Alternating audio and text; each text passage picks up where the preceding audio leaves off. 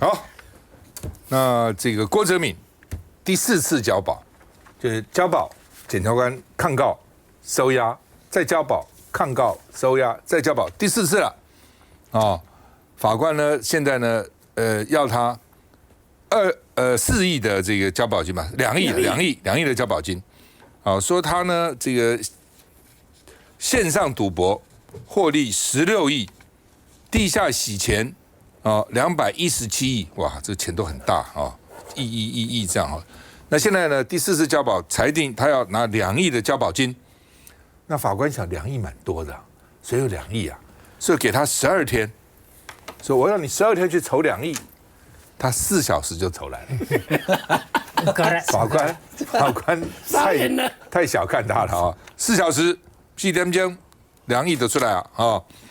那另外呢，他限制出境、出海、住居了，电子脚镣居家读取器要监控8个月，每天早晚要用手机用自己的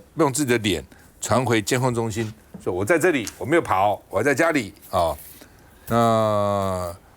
新北的这个检察官还要抗告，说2亿也不行哦，他牵涉到那么多的钱哦，那他们就说你看看，88会馆郭哲敏欠那么多的钱都交保回家可以过年了，柯文哲就回不了家哦，这当然是一个对比了哈。那另外呢，这个88会馆郭哲敏呢，2亿拒保不押他了啊。那不押他当然是很重要，对很多人来讲押是很痛苦的，能够放出来就好了哈。因为法院那个审判呢，1审、2审、3审不知道搞多久了哈。那另外呢，这个媒体人孔令信是说呢，柯文哲被押的理由之一，重要的理由就是举止在外面。那郭哲敏可以交保，林炳文还在逃呢，那为什么同样啊重要的人证不在啊？那为什么一个可以放，一个要压起来呢？我们看一下。话想说了，可以回家过年，有没有开心？带着黑色棒球帽，还用口罩把脸遮住。88会馆负责人郭哲敏因卷入地下汇兑洗钱案遭到收押，合议庭13号裁定以2亿元交保，脚上还靠着电子脚镣。会不会对一审判决感到忧心啊？郭哲敏因涉嫌经营博弈地下汇兑遭到裁定羁押，集团洗钱金额高达217亿元。新北地院去年11月更裁，将原先的5000万交保金提高到1亿元。女友钱帅君在73分钟内火速带着现金5000万办保，但检方提出抗告后，郭哲敏再度被羁押。而整起案件在10号辩论终结，定在5月29号宣判。合议庭13号要求郭哲敏提出2亿元的交保金，才可以停止羁押。没想到裁定结果出来，郭哲敏的律师就在4个小时左右补足了保证金，完成办保离开。只不过郭哲敏涉嫌重罪，还需要限制出境出海8个月，期间都要带电子脚镣。他也向法官承诺，到哪都会回报。台湾护照被注销，柬埔寨的护照也被没收，根本毫无逃亡可能。来，这位汉怎么看这个案子？郭哲敏这个案子其实大家已经反复看了好几次了，我简单跟大家报告哈，因为他在今年的4月、11月，去年哈，他几度的交保，然后又押又交保，为什么？因为他中间有一度他离开哈，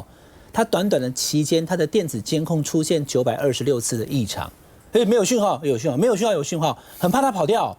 他如果跑掉了怎么办？你没办法掌控他。他说那个讯号接触不良，他住哪里我不知道。他说他住在机场的松山机场附近。然后可能什么电磁或者对，他说那不然你让我，因为他限制住居，所以要住在他的户籍地嘛，说你让我去住饭店我可以啊，但是后来这个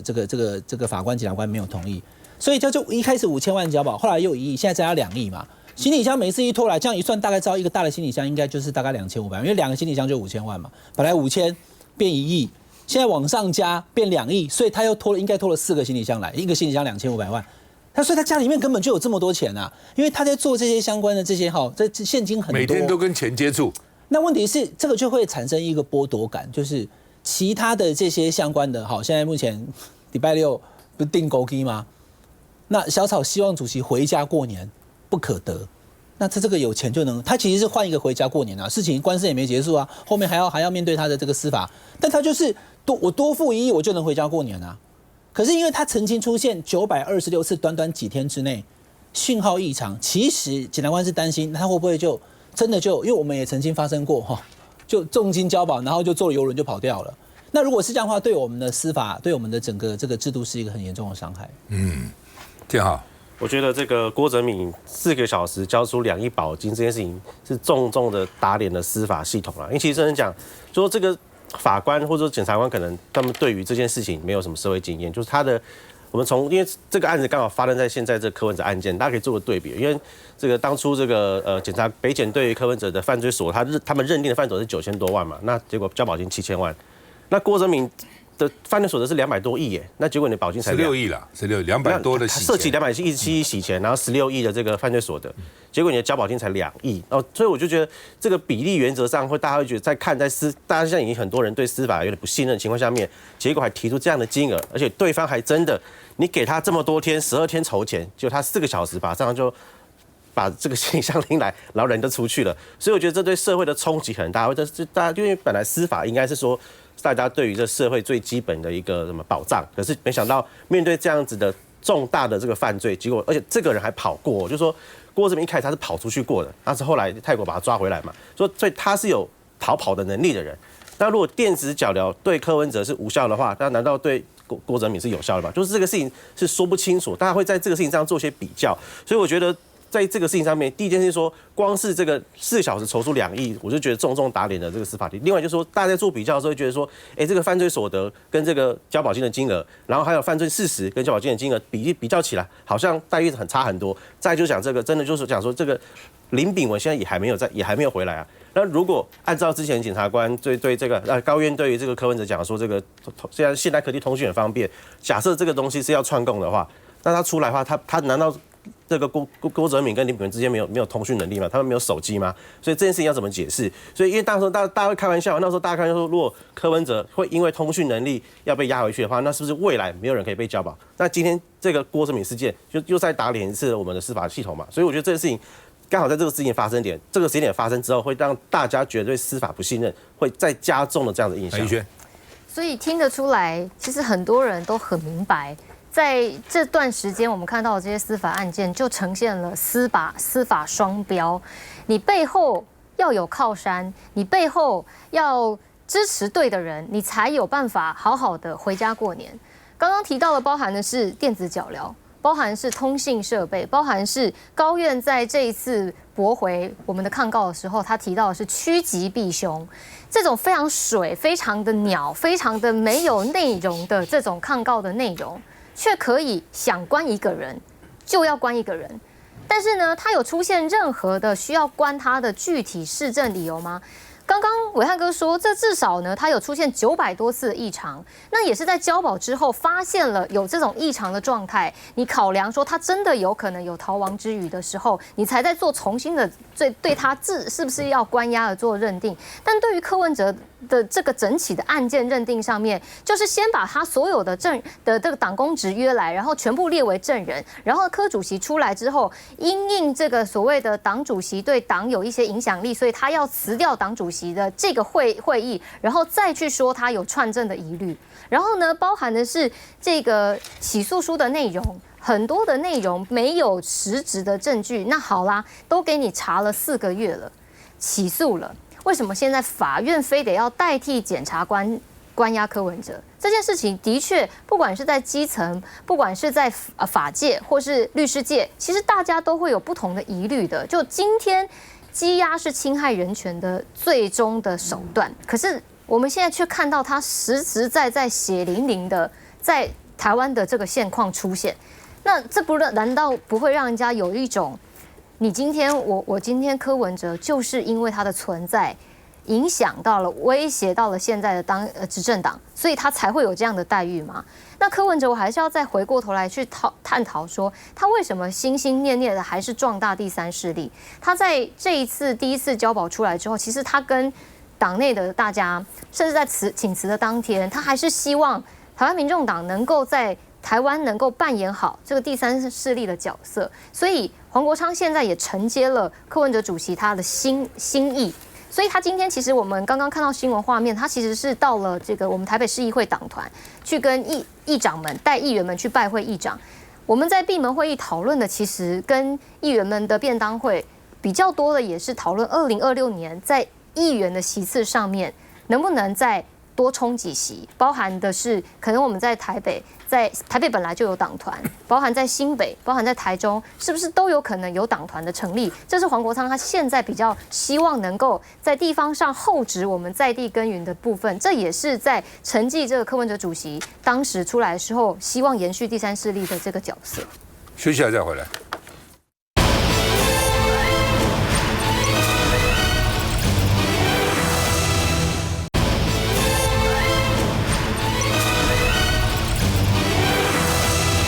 好，黄国昌说林炳文为什么没有上通缉犯查计划？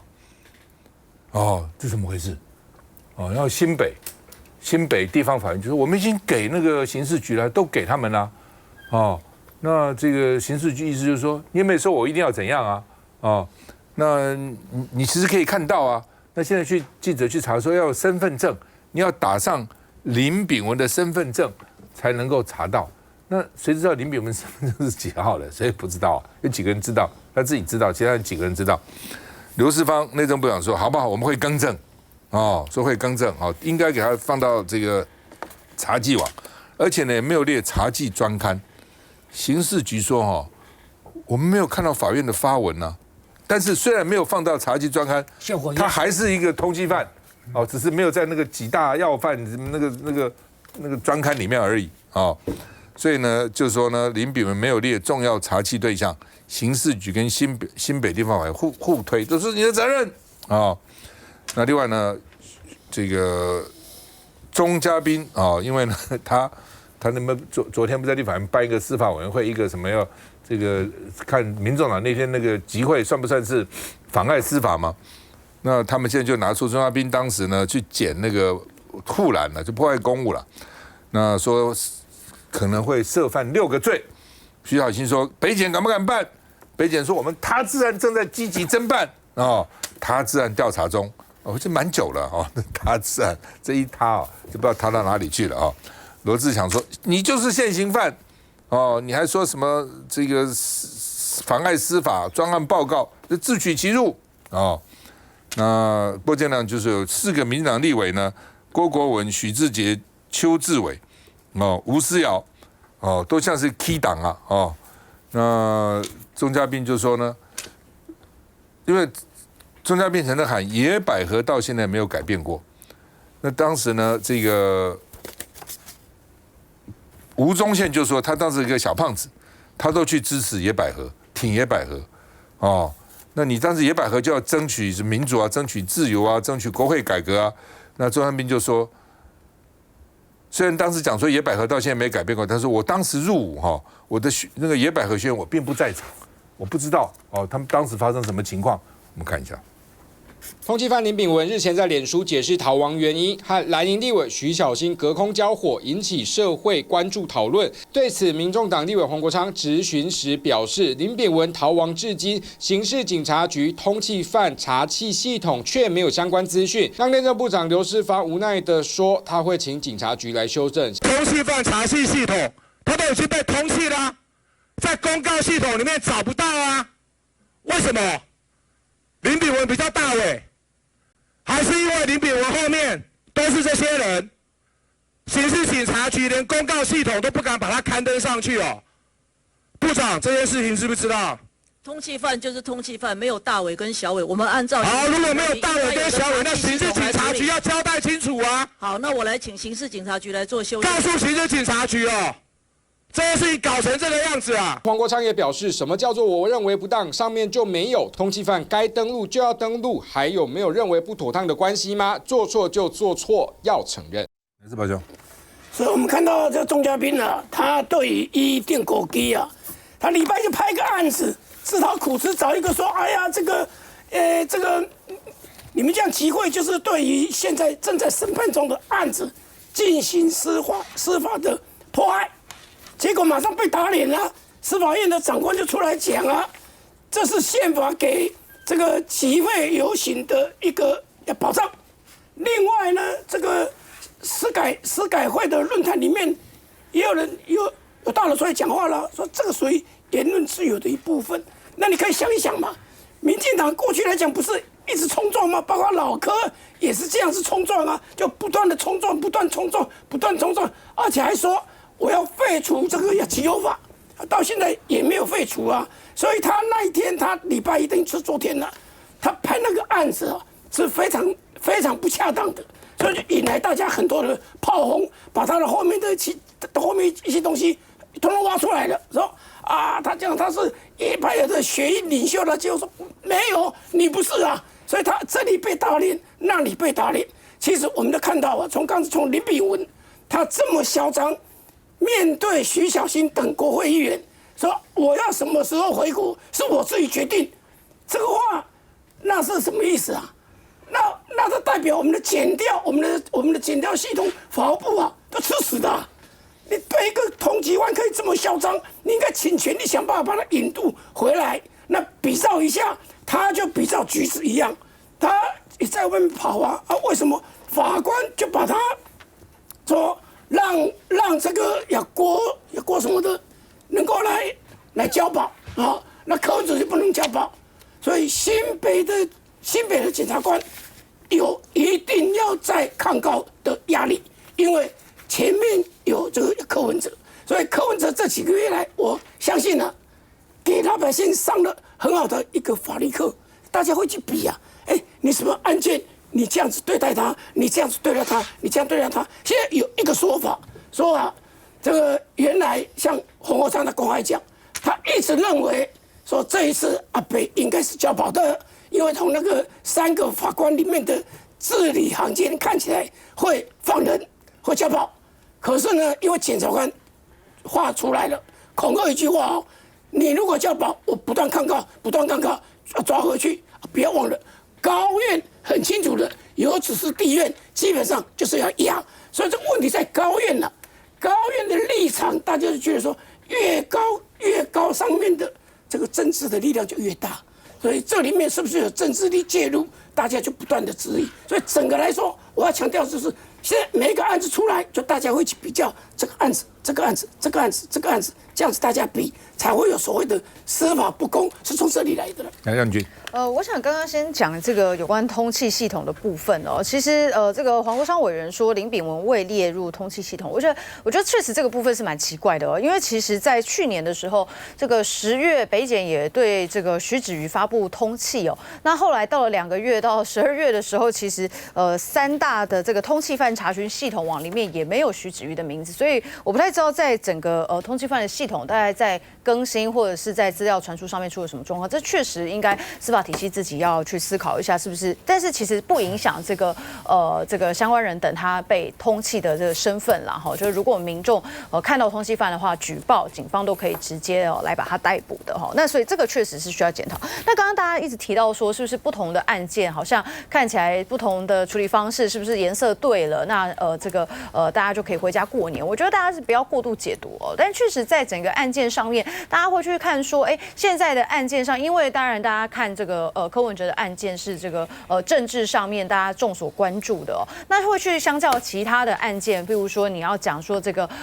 郑文灿的案件，或者是现在这个林炳文的案件，那大家就会来去做比较嘛。那确实，其实大家就会去讲说，那每一个地检署它的办案的状况，或者是每一个法院或是高院，它针对到底要不要交保，或者是哪些证人在逃，或哪些被告在逃，然后他决定要不要继续延押的这样子的一个标准，他感觉不太一样。那确实，这其实会让民众大家会觉得说，怎么好像这个有一些不同的状况。那因为现在柯文哲案一个司法瞩目的关键了哈，所以我觉得这个大家都可以说希望让司法更加的健全，然后让大家更信任司法这样子的一个方向，我认为是都没有问题的。那最后我讲一下这个钟嘉宾哦，大家一直讲说这个钟嘉宾委员拿油压剪破坏立法院的护栏哦，我其实那个时间我完全是在现场的哦，当时其实确实有这个救护车要到康源的这个入口来去做相关的医疗协助，所以当时钟嘉宾就希望说能够在当下，因为那时候康源的外面其实完全都是护栏啊，那希望能够在这个状况底下尽快的让受伤的民众可以送上救护车。那所以在那个状况底下，你还去拆护栏，要什么一大堆，然后又各种民众的推挤，所以当下才有这样的行为。我觉得这个大概大家都可以理解啦。那你要讲说是不是这个钟嘉宾剪断这个护栏，要叫民众进去？我跟大家讲我在第一时间我就抵达现场，我在现场也是叫大家民众冷静的哈。所以你要去讲说民进党是不是煽动民众然后煽动民意，我觉得这都过度解读。好吧，这个刑事局终于刊登了林炳文重要紧急查缉专案，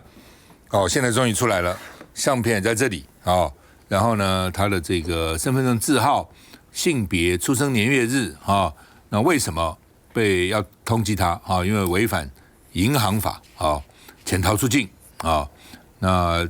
法院是新北地方法院然后呢，这个刊登是刑事警察局等等，那终于把它登出来，老沈怎么看？那我觉得，因为柯文哲的案情的关系社会上对检调也好，对院方也好，是给予高度的不信任，因为他们就是按比案柯文哲比这个郭哲铭，那林炳文就比 Orange， 那 Orange 在外你就关起来所以这个到处乱跑你就不关，我这样比不公道。你说医界盲肠炎跟盲肠炎不一样的。那个盲肠炎跟那个盲肠炎不一样，痛的地方也不一样，开进去困难的地方也不一样。愈后有的2天就不回家了，有的人1个礼拜还在化脓，所以就是说一样的情况就要一样的处理。我觉得这个卫冕真的太简化了。不过法律体系也有它的僵固化了，就是说有的时候同样的情形有不同样的结果，大家就不能接受。那今天我觉得。这个林炳文这些案件我觉得他没有登上去那个刊物我并不觉得是因为司法体系怕他，所以故意把他漏掉，因为他不是第一个唯一漏掉的，被漏掉的人很多但是呢，我不喜欢官员的讲法，官员好像说漏掉了，我们补正，好像没事一样。我觉得这个态度是不对的，因为漏掉也是一个疏忽这个也要追究，这个也要处分。你不要说因为漏掉以后它的效果没差，反正通缉犯就是通缉犯，这种讲法就是一种怠惰，一种卸责，一种不把你的工作很严肃的对待的一种态度，是不对的，是不应该这个样子。不像这种事情，因为很多事情都是这样包括很多的改革都是有一个突发事件，大家注意这个事件才带动改革嘛，很多事情都这样。那刚刚老沈讲的没错了，林炳文不是第一个了。那但是呢，大家就要注意，那为什么林炳文漏掉呢？那其他以前到底有多少？那以后还要不要漏呢？主要是关心这个问题了。那柯文这个案子也是的柯文哲有罪没罪，我们真的不知道那是法院要审判的，他到底有没有图利有没有受贿，真的不知道。但是你整个看北检他的整个的，比如说侦查大公开啦，媒体都先登啦。然后呢，法院交保交了几次以后呢，法官甚至问检察官说：“你要押到什么时候你才满意呢？”检察官说：“证人结辩完再说。”那就变成说，检察官要什么，法官就非要做不可了。你现在到了法院去是法官主导法官要查证据，法官要问，检察官起诉以后，他责任就没有了，是法院的事情嘛，对不对？然后法官又说，一审又说我们要尊重审级，因为2审叫我们这个要把它压起来，我们就把它压起来吧。你这些问题都是在司法上很大的问题我相信绝对不是柯文哲是第一次，以前一定发生过很多这种事情，只是以前大家不去注意嘛。狗阿麦被刮谁管他？柯文哲这个事情大条，大家才在注意这个问题嘛。那所谓公平正义，就是说，你今天对不公平正义的事你不出来，以后这个事情就可能轮到你任何一个政治人物都可能被轮到今天不是只有柯文哲，民进党也有可能被轮到。民进党虽然很多人也觉得司法对他不公国民党也可能所以这个事情为什么大家关切的原因是，司法的程序正义对谁都很重要。休息一下再回来。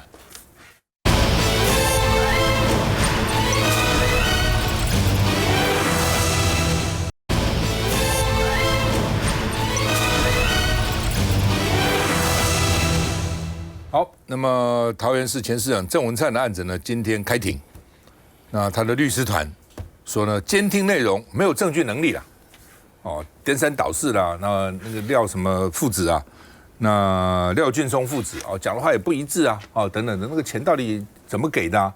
是这个塞到桌子底下，那郑文灿到底知不知道等等等等都有不同的这个律师就说不一样了而且律师说，我们现在要开始对这个口供去查那个录音然后查证据你要给我们3个月时间，让我们去查那那说呢廖俊忠父子呢都是公不拢，所以呢这个监听关键译文也曝光了啊。那另外呢这个爸爸儿子对话了，说还有太太了哈，他的太太儿子的太太问他说啊你们钱给他知道吗？不要他不知道啊啊。那这个他儿子说他总会看到的了哈，在箱子里，在客厅里摆一个箱子，你会不知道那是什么哦，这都不知道。郑文灿那么天真啊，那么纯洁啊，所以呢，他们的夫妇呢有把这个送钱的经过有讲了啊。那另外呢，这个杨兆麟就台塑的这个重要的人物哈，那到底谁的主意了哈？那中间也有说哈，说呢到底要给大率还是细率哈？就钱要给多还是给少了哦？他们就说这个就算细率也要像样一点，你不能太少，你送个市场太少钱算什么呢？所以他就不300-500万哦，300-500万可不可以呢？等等，反正有提到钱了哈。那现在律师团意思就是说呢，郑文灿可能不知道啊，哦，后来才知道啊，知道就还啦。哦，然后而且他们自己本身这个政治也都不懂啊。现在变成是这样哈，因为这个廖姓父子他们在一开始侦办的时候，他们不承认，收押以后承认他们去送了500万，那是不是前后的讲法不一样？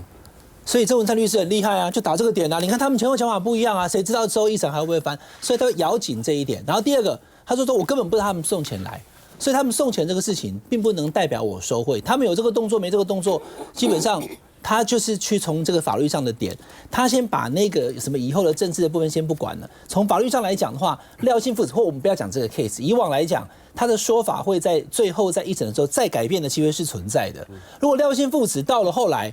讲法又跟郑文灿又变一样，又回到收押之前的状况，就我们其实并没有的时候，那这样这个事情就可能有变化了。好，所以大家在谈，就是郑文灿在看这个事情的时候，他的律师是跟他进行这个最针对那500万的攻防，因为一开始就是要抓这个500万送进去。好，那他有监听到，就是廖姓的儿子跟他的太太在通联之后讲说，我们可以上级啊，还有中间的那些过程。可是因为好廖姓父子的这个在这个侦办期间以及收押之后的讲法确实不同，这可能会成为一个破口。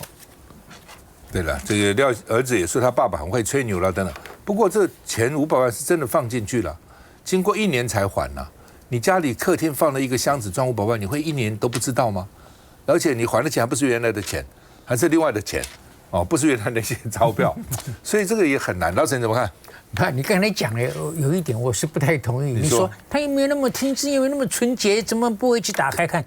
我觉得天真纯洁的人才会急着打开看。你走了以后，我赶快打开看看，那是什么如果是钱，我马上处理了，怎么会摆个1年呢？这样算天真了，这样算纯洁。你是说他客厅很多包，里面很多钱，是这意思吗？所以呢，他不打开才奇怪，因为没有这样的人。所以你说我从头到尾都没打开，那种人就是一种虚伪的一种违背人性的一种托词啦。那律师赚人家的钱。当然，这也是一个可以让他花费的地方，但是你相信吗？我才不相信呢！所以，因为我也走了几趟法院啊，我越来越觉得我当年真的很喜欢法律，因为我一天到晚呢都看那个法庭，美国法庭辩论的场很震撼，而且我觉得这头我搞我样子，何况在没去做，因为我父母亲要我当医生，我现在越来越。觉得希望你多赚点钱嘛，还是希望你救人？不是，就是他怕我学法律啊，会被国民党抓去关呢。我爸爸妈妈的推理是很合理的。而且你台湾的法庭跟你这个电影上看的美国完全不同的嘛，完全不一样。那是要表演给陪审团看。对，你台湾也没有陪审团，这是给谁看？给法官看。下一次开庭4个月以后，上次表演他已经忘了啦，不知道你在讲些什么。真的这样啊？来，这个建豪，我第一件事情讲说这个事情怎么又是《镜周刊》先爆出来？所以这个到底侦查不公开，到底是真还假的？所以从以前到现在讲到现在，连这么重大案子，结果现在披露了又是这个特定周刊所以我觉得这个的确，这个检察系统应该好好的检讨一下。那再其实提到，就我刚刚也回应一下，我刚刚沈大佬讲的，的确，如果说这个有一个客人来了，然后一个礼物放在家里面，不管那礼物里面装什么东西，结果这个主人从头到尾都没有打开来看过，然后半年后才拿来看，才开始看。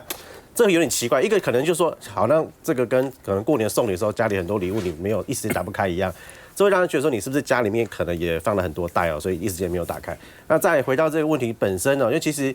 的确这个廖姓父子的翻供来来去去这件事情，我觉得的确会成为在法律上一个破口了，因为我们都知道说司法侦办到最后的关头是在法院上讲的那个才算数。那他可能会诉求说，这可能在这个检察官调查里面呢，我有些压力等等的，所以到最后让他逃掉。但是还是要讲说，郑文灿的最大的问题是，后来他被找的这个678万的这个现金的部分，其实有没有收贿这件事情，可能法院去判。但是这个所谓财产来源不明罪的部分，可能还是郑文灿要去把它讲清楚的部分，因为这部分我猜想啦，这可能是比较难逃掉的部分，就是你为什么家里面会有这些现金，而且是经过了几次的放你出来之后，那你在家里面敲。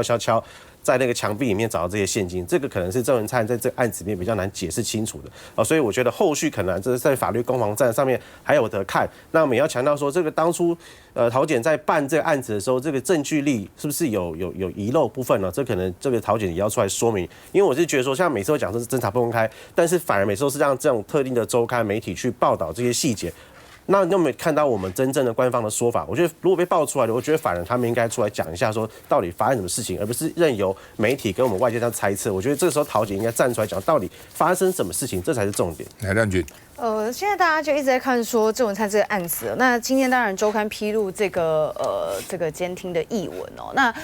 当然我觉得关键确实都是在刚刚大家所提到的，就是说这个廖姓父子他们大概在侦办过程中跟在法院上的状况哦。那翻供的状况其实接下来会影响整个案件的走向。那我想之前我曾经在这个节目大家也问过郑文灿的案件了，其实我一向都讲哦，就是说在检调侦办的过程当中，我们都让检调让他有一个独立办案的空间。所以你看，像郑文灿的案子，大家也是非常关注，但是民进党没有任何一个人去到北检外面或到北院外面去做抗议啊。所以在这个案件上面，我们希望司法也尽快的去厘清真相。如果有罪，那就请这个秉公处理；如果没有罪，也请大家还大家清白。然后，所以我觉得在法律案件上面，其实不要再去说什么好像特定政党或特定颜色就有不一样的处理方式。我想在面对司法案件的时候，不分政党都应该要还给整个检调系统、整个法院一个独立的审判跟审理的空间。以轩，民进党要不要而已啦。今天这个要不要去帮郑文灿捍卫司法，就是取决于一念之间。过去柯建铭也很长哦，包含的是我们这个苏治芬的这个县长，好，包含他也是包围地检署哈。那所以其实这个是要不要取决于一念之间。那但是我们今天看这个《镜周刊》披露的这些监听译文，第一个我也有同样的疑问，就是说为什么这个监听译文，即便它是已经到地方法院了，这样子的监听译文还是有办法从特定的周刊去披露，而且它还有这个相关的笔录，甚至在这个撰写稿子里面呢，都说我们透过笔录看到的哈。那所以，就算是法院审理的过程当中，周刊的记者这么神通广大，可以看到监听译文跟这个笔录的内容，其实它背后所代表的是什么样的含义？我马上联想到的是。上个礼拜我们还记得吗？桃检的这一位办郑文灿的这位检察官，他只是在这个庭上说了我们不是只有 Excel， 我们有实实在在的金流等等。后来呢，他就被逼着要跟这个社会大众道歉。那今天的这个《镜周刊》的内容，很明显的是。在引导大家去说，桃检当初的起诉内容跟法院看到的监听译文是不一样的。这背后有没有在修理桃检的意思呢？我认为有隐隐约约的在告诉桃检的检察官，你不要太嚣张了哈，你当时讲的这些话上面不开心。那当然这些内容到底未来会是怎么样子的来做认定，其实。大家都提到，的确，他的证人之间的说辞，好，还有包含监听译文的内容，会是未来法院审酌的关键。尤其证人有这种不断的在翻供的问题哈。那但是呢，回过头来去看这个状况是几分证据说几分话。我们大家看到这个案子里面都有相关的译文，都有相关的证据，还有这个通讯的内容，好，可以去证明，不是只有某实地啊，这个是的确是还是我们想要去强调的一件事情。崔宝全，是我们看到这个《镜周刊》登这一段再次验证了外界所关心的近亲连好像合成一体，合成一体。那他今天把这个坚定的译文丢出来啊，然后无非就说明嘛，他翻供嘛，这个廖姓的父子啊，还有包括他太太，整个来讲就整个翻供。翻供是为什么？一方面他会求他无罪，但是另一方面，某种程度，这个他的郑文灿的律师抓住这一点，也在讲这个东西，也想要保郑文灿，让郑文灿无罪。说这个钱啊，他到底这个钱怎么样，我也不知道。可是常理一般人的常理会认为说，奇怪哦，有人送东西到你家，一个东西在那里摆1年，你都没有看，那只有一个，我认为只有一个因素啦，就他家东西太多了，这样的情景太多了。这个张三来了放一包东西，李四来了放一包东西，会不会这个样子？后面查到了600多万，查到了600多万，不要忘了。桃检到现在为止600多万完全没有交代哦，政治现金，那是另外一个案子，可是完全没有交代。现在就是追这个500万，那现在看起来郑文灿的律师团有意思，借着这个让他们的这个廖姓父子的口供翻供，他同时要翻郑文灿。休息了再回来。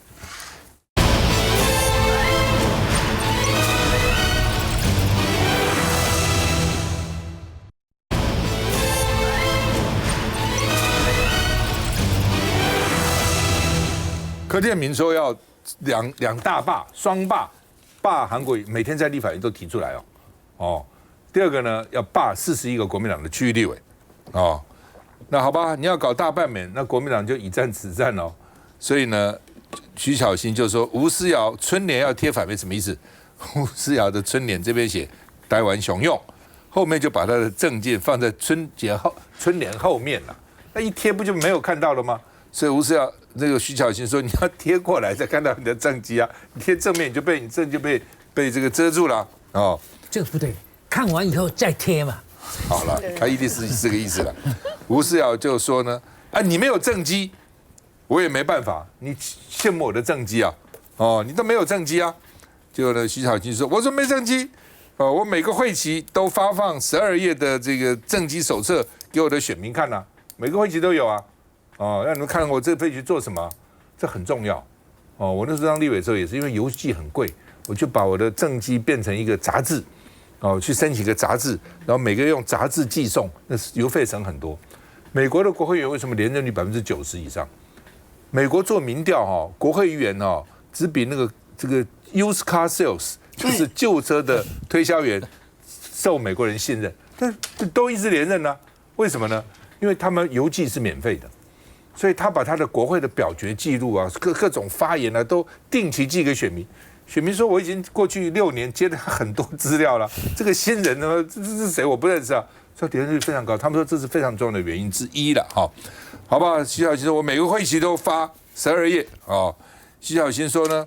这个都怪柯建铭乱讲话，所以害吴思瑶、吴佩仪呢，连署数1天就破1000，将近2000了哈。那王宏威说呢，柯建铭呢狂妄至极。越走路越歪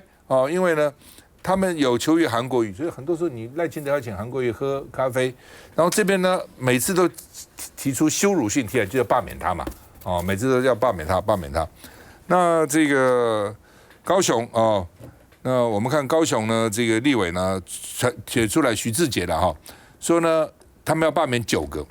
他把它分类。许志杰是台大企业系毕业的，是用理工的角度。一个叫沙卡都，就当时因为有3个人，所以民进党落选了。民进党绿有2个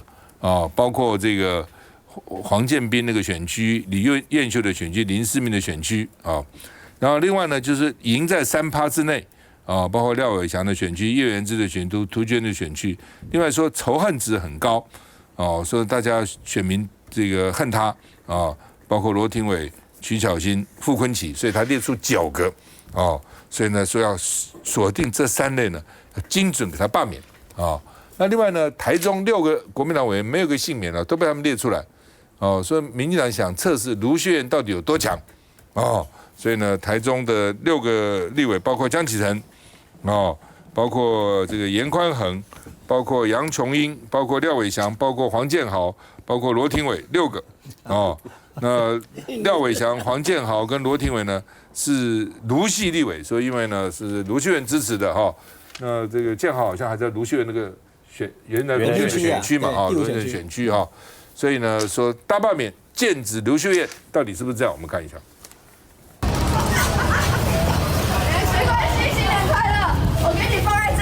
吴思瑶在选区发春联，看到阿姨在2楼呼唤，跳起来用扔的，可惜就差那么一点点没接到。春联用力发，更首创背面也有印刷。今年过年，吴思瑶春联搭上台湾熊用话题，只是背面密密麻麻写下自己在国会争取的政绩，包含主持170场记者会，质询80场，通过51项法案等等。吴思瑶委员的春联要反着贴，因为如果你没有反着贴，就看不到他的政绩了。所以我可以大胆的这样子想，让吴思瑶都急了。我没有看过有人在春联背面去印自己政绩的史上第一次看到。徐小新开酸，吴思瑶是急了，点罢免火反往自己身上烧。吴思瑶最近也公开点名前蓝营助理在民众党的111游行搞罢免，就连我只是一个前助理，需要劳驾到民进党党团干事长吴思瑶来亲自点名我吗？吴思瑶的部分呢，就是我们当天收到的，所以目前就是根据我们当天所公布的2000多份。而这把罢免火确实也是民进党大党编先提油。立委只有2个骗子，一个是黄国昌，一个是韩国瑜。喊罢免韩国瑜，再加码全部国民党立委，老柯动作比以往大不少，一枝独秀，一讲就是46分钟。党团记者会1、2、3、4名助理，比过去人数明显还要多，有负责脸书直播，有下标，有拍照，有短影音，高规格比照直播主。柯建铭要宣传大罢免，空战规格拉到满，毕竟先喊声，总不能先退缩。来见哈。